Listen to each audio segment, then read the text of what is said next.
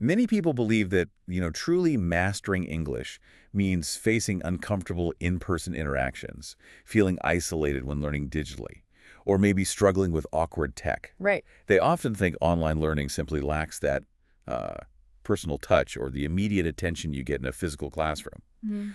But what if the very digital tools that seem to present these challenges are actually your greatest allies in becoming a confident, fluent English speaker? Interesting. What if the future of language learning and overcoming that long-held shyness really lies in embracing the virtual classroom? Welcome to Daily English Practice. Listen and speak. Today, we're doing a deep dive into English for online learning. Yeah, a really important topic right now. Absolutely. Our mission is to explore exactly how online environments, all the innovative tools available now, and some smart strategies can truly transform your English language journey. From the basics right up to professional stuff. Exactly. From conquering shyness all the way to mastering professional communication. And we've pulled from a really diverse set of sources today. Everything from deeply personal accounts of overcoming shyness to rigorous academic studies on online collaboration and even practical guides for virtual meetings. What's truly fascinating here, I think, is how the digital space, which often gets seen as a barrier, or maybe a lesser alternative, Right. can actually amplify connection and really speed up skill development when you approach it strategically. It's about seeing the potential beyond just the screen. I completely agree. And let's start with something I think is incredibly relatable for so many of us. That persistent feeling of shyness when it comes to speaking English. Oh, yeah. Especially with new people, right? Yeah. You might feel great practicing vocabulary alone, but then a conversation comes up and suddenly, poof, the words vanish. Happens to the best of us. It does. Yeah. I've often shared my own journey, but I used to be incredibly shy. I mean, really shy. Too scared to talk to my teachers, too scared to call someone on the phone, even too scared to ride a bus well into my early 20s. Wow. Yeah, my biggest personal accomplishment has always been just getting out of that shyness trap. That's a powerful story, and it connects directly to what our sources reveal about tackling English shyness, specifically in an online context. Okay. One of the most effective strategies is maybe surprisingly simple. Find someone you're truly comfortable speaking with. Makes sense. And for many people, this means an online teacher. The key insight here, as one source points out, is that, they are explicitly there to help you. Right, that's their job. Exactly. Yeah. So you don't have to feel guilty for wasting their time or anything like that, because that's precisely what you're paying them to do. It removes a layer of pressure, doesn't it? It really does. Now, it might take trying, a few different teachers until you find a good one. Sure, finding the right fit.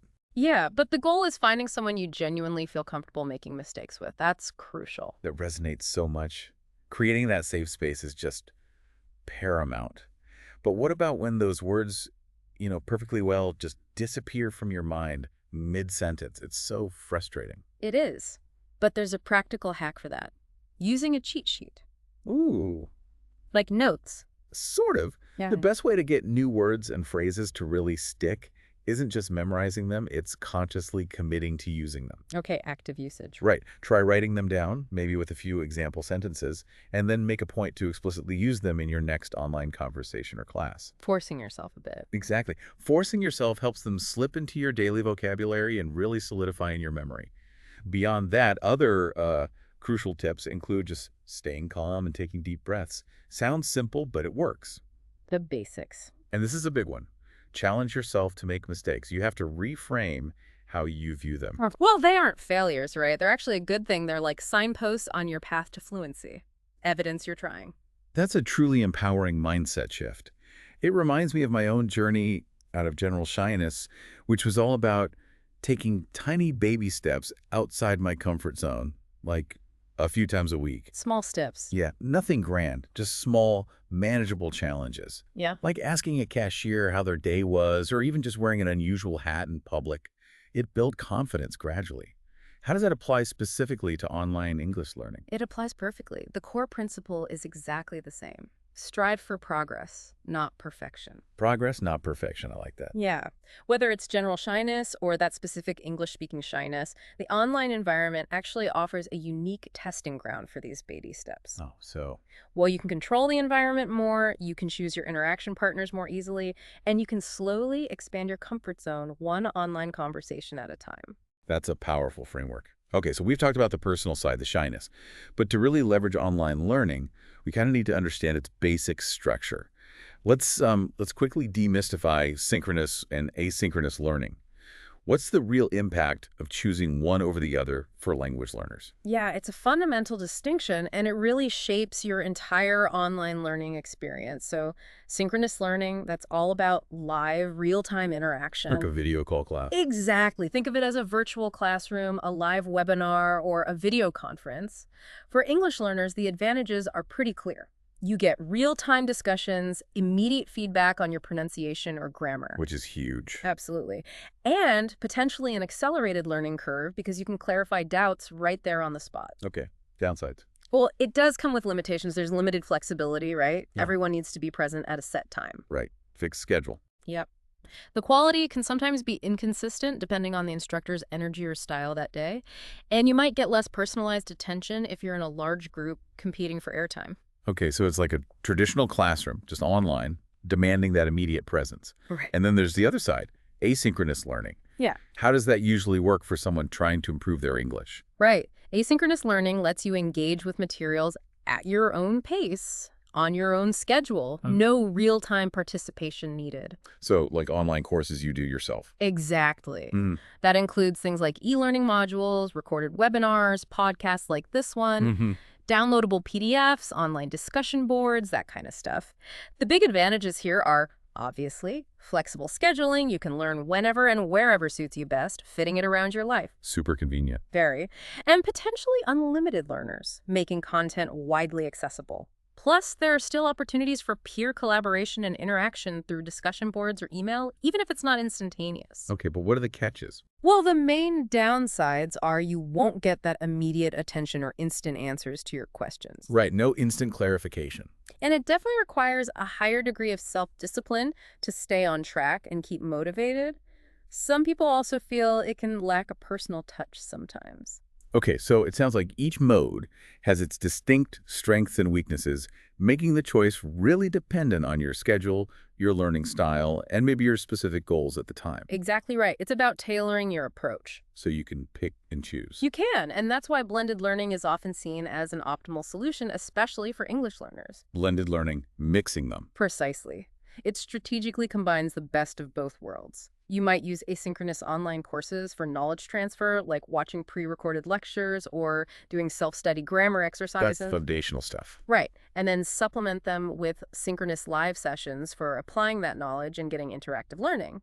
Things like live Q&A sessions, conversation practice groups, or collaborative project discussions. Ah, so you get the flexibility and the interaction. Exactly. It creates a really dynamic and usually very effective learning environment. That's incredibly empowering, knowing you can tailor your online English experience like that. Okay, now, here's where it gets really practical. Once you're in that online space, how do you actually sound confident and professional? Whether you're joining, say, a casual online book club or a formal business meeting. Great question. We've got some must-have phrases and strategies for you, right? Absolutely. Setting yourself and the group up for success is crucial. For online interactions, it's really helpful to communicate the practicalities up front. Like what? Well, for example, if you're hosting, maybe starting a meeting announcement with, "We will open the meeting room 5 minutes early so you can test your microphone and video." So smart. Avoids that awkward first few minutes. Exactly. Or if you anticipate people joining late, maybe a quick note, please make sure you're on mute when you join to avoid disruption. And always, always sharing the agenda beforehand helps everyone stay focused. Good ground rules. And when it's your turn to introduce yourself, how do you make a good impression online without sounding, robotic or awkward? Yeah. Keep intros simple and concise, but definitely tailor them to the context. For formal or professional settings, a clear formula works well. "Hi everyone, my name's Name, and I'm your role at your organization." Simple, clear. Okay. And for something more casual? For something casual, like that online book club example, you could say, "Hi everyone, my name's Name, and I'm from place of residence.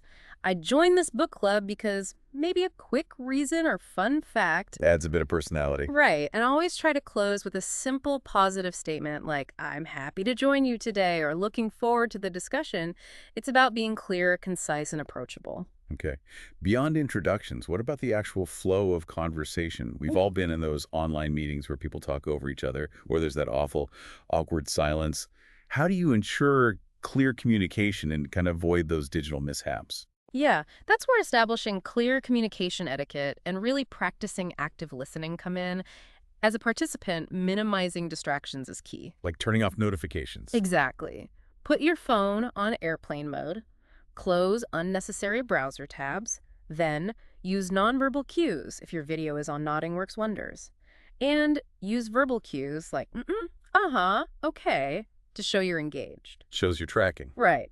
And most platforms now have those reaction buttons, like a raised hand for questions or a thumbs up for agreement. Those are incredibly useful for managing turn-taking without interrupting. Good point. And, crucially, always mute your microphone when you're not speaking. Always. Minimizes background noise for everyone. The golden rule of online meetings. But what if you do need to jump in? Maybe with a crucial point or question, but you don't want to be rude. Ah, yes, the polite interruption. It's an art. It really is. Phrases like, sorry to interrupt, but may I ask a quick question? Or perhaps, I apologize for interrupting, but I'd just like to clarify what you said there. Work well. So signal the interruption clearly. Exactly. The real skill here isn't just what you say, but also when and how you say it. It's about signaling respect while still seizing your moment, without totally derailing the speaker. Think of it as constructive interruption. I like that. Constructive interruption. You're okay. What about managing time or dealing with someone who might be talking a bit too much? Good point. For time management, it helps if the host states the purpose of the meeting clearly at the beginning and maybe says something like, in order to get through our agenda successfully, we'll save time at the end to address any other questions you might have. Sets expectations. Precisely. And if someone is, shall we say, dominating the conversation a bit, you can gently manage them by saying something like, that's a really great idea question. Let's hold that thought for just a moment because I'd like to get back to it after we cover X.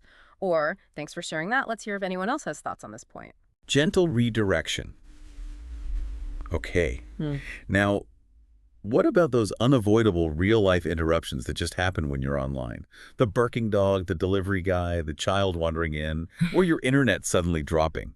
I think we've all had that moment where your connection freezes right as you're about to make your most brilliant point, haven't we? Oh, absolutely. It's practically a rite of passage for online communication now, isn't it? It really is. And honestly, being able to calmly acknowledge them actually shows confidence. You can just say something simple like, you'll have to forgive the noise in the background. Or if you need to step away for a second, could you come back to me? I just need to go on mute for 1 second. Okay, just acknowledge it. Yeah. And if you encounter technical issues, it's perfectly fine to say, bear with me for just a moment while I sort this out. And then remember to thank everyone for their patience once you're back. Good advice. Mm-hmm. And wrapping up. To end any online interaction on a high note, it's always good practice to quickly summarize the key points or decisions. Okay, so summarize, we decided we will. And always, always thank everyone for their time, their contributions, and their patience. These really aren't just polite phrases, are they? They feel like essential tools for building confidence and ensuring clarity in that virtual space. They absolutely are. And speaking of tools, let's talk tech for a minute.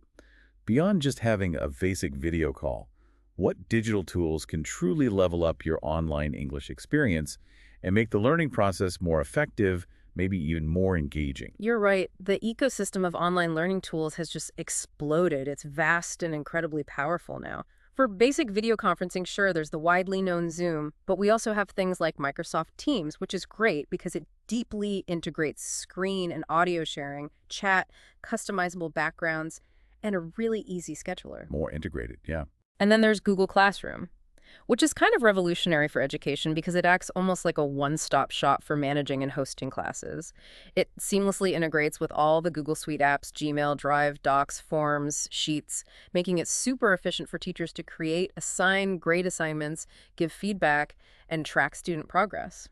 So way beyond just a call, these are becoming whole organizational and interactive systems. Yeah. What about tools that specifically foster collaborative learning or make lessons, genuinely engaging, not just a lecture? Yeah, for that interactive element, virtual whiteboard tools are fantastic. Things like Canva, which many know for graphics, but also has great editable templates for collaboration, text drawing tools. And Miro is another really popular one for real-time collaboration on a shared digital canvas. Okay, shared spaces. But here's where it gets truly transformative, I think. AI assistants. Ah, the AI tools. Yes, like Claude and ChatGPT. They're democratizing access to personalized learning support in a huge way.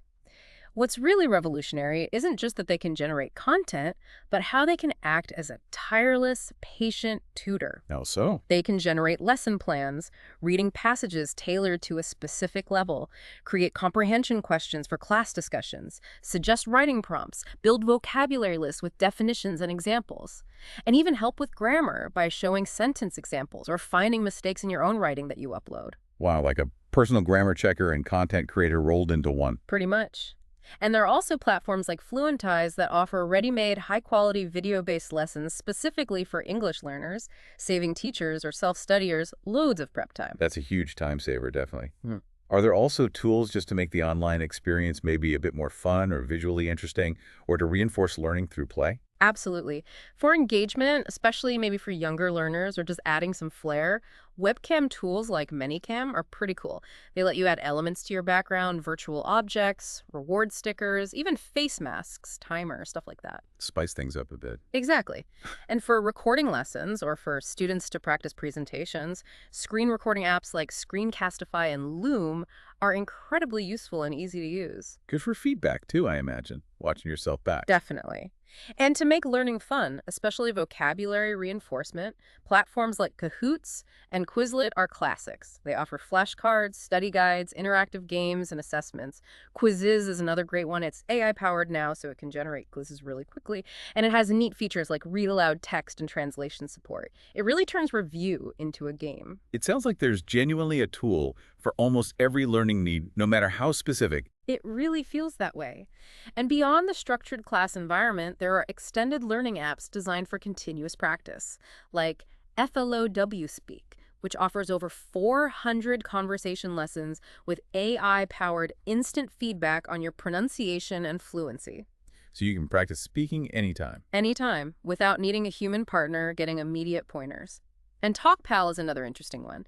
It provides AI-generated conversations and role plays based on real-life scenarios. Great for building practical skills like ordering food, handling customer service calls, or even practicing for a job interview in English. That's incredible for building real-world confidence. Okay, so the big takeaway here seems to be that you don't need to be some kind of tech wizard to leverage these tools. Many have free versions, you can learn as you go, and they can genuinely transform your online learning environment. Absolutely. Start small. Find one or two that address your needs. But does all this online tech, all these tools and platforms, does it actually work for deep learning? Especially for tricky skills like speaking fluently and building genuine confidence in real-world situations. Let's look at a fascinating real-world example that seems to answer that question pretty definitively. Yeah, this is where a really insightful study on Myanmar migrant students living in Thailand offers incredible evidence. Now, these students face significant challenges, major language barriers, social isolation, things like that. Okay, a tough situation. Very. The solution implemented in the study was something called online collaborative learning, or OCL. Now, this isn't just taking classes online. It's a very specific pedagogical approach where students actively share information and work together towards a common goal using digital tools. So the collaboration is key. It's central. The definition they used was a non-traditional digital educational technique where students share information collaboratively through discussion and interaction for a shared purpose by using information, communication, and technology, ICT. Okay, so it's about active, shared learning, not just passively receiving information online. How exactly did this work in their specific context to help them overcome those significant barriers you mentioned?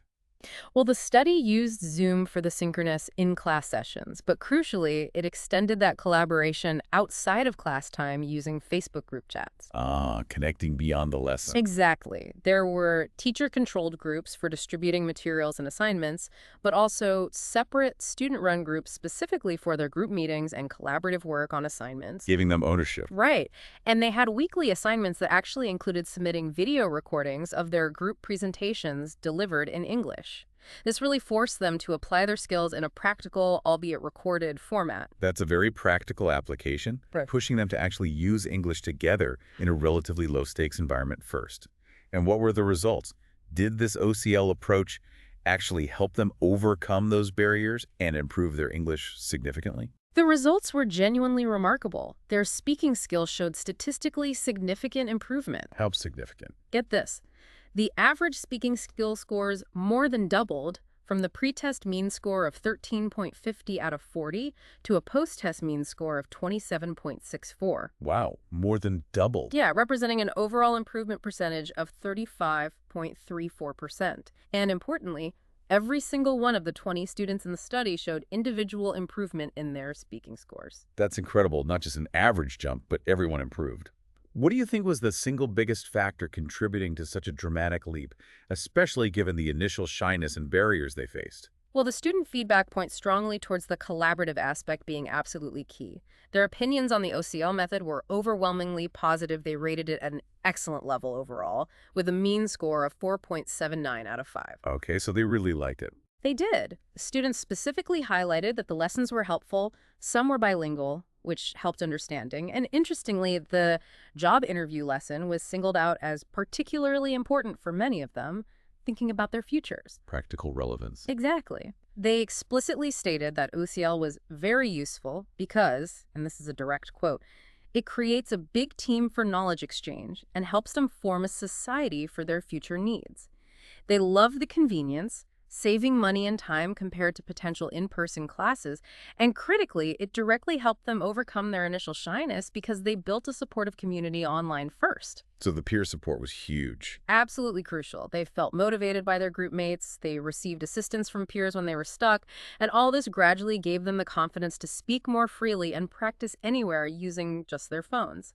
It shows that peer support, even in a purely digital setting, can be incredibly powerful for language learning and confidence building. This study really feels like solid proof that online collaborative learning isn't just some abstract theory. It's a powerful, proven method.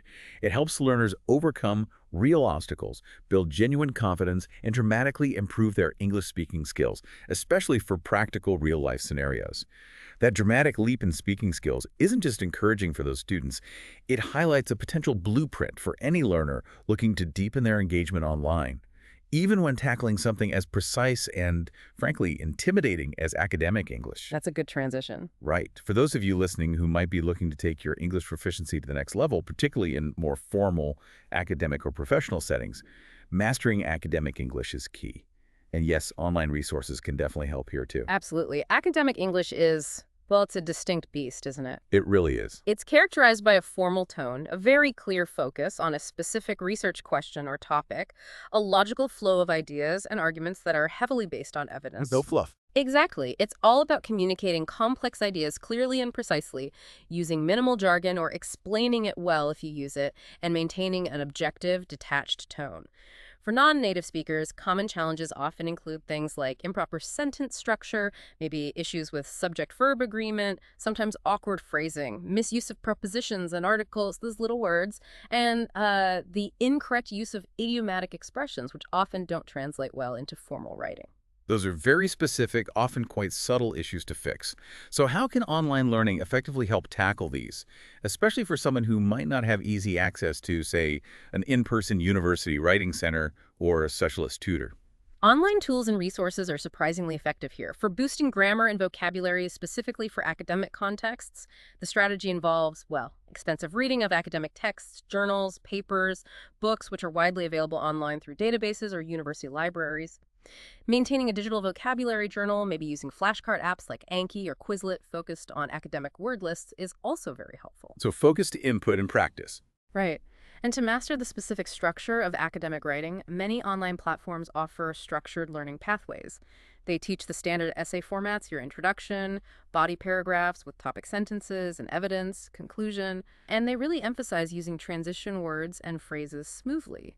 Often these platforms include interactive exercises to practice these skills. Any specific tools you'd recommend? Definitely utilize online grammar checkers like Grammarly, the premium version, has more academic focus checks, or the Hemingway editor, which helps with clarity and conciseness.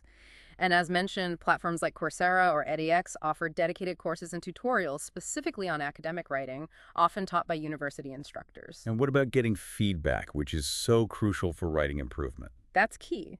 Online, you can seek constructive criticism from peers in dedicated online writing forums or groups, or you can connect with professional writing tutors who offer their services virtually.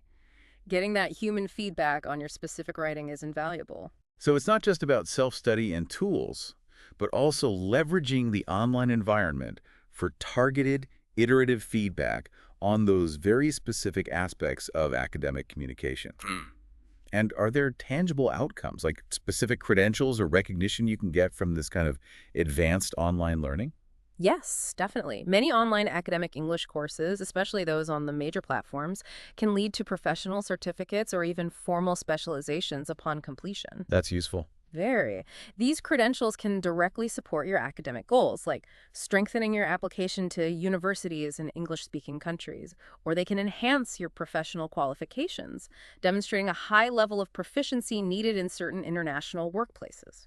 So it seems that whether it's navigating everyday conversations with more confidence or crafting complex scholarly papers, the online world truly offers accessible pathways to pretty much every level of English mastery. It really does. The resources are there. Okay, so wrapping up our deep dive today, we've explored how English for online learning isn't just about signing into a virtual classroom, is it?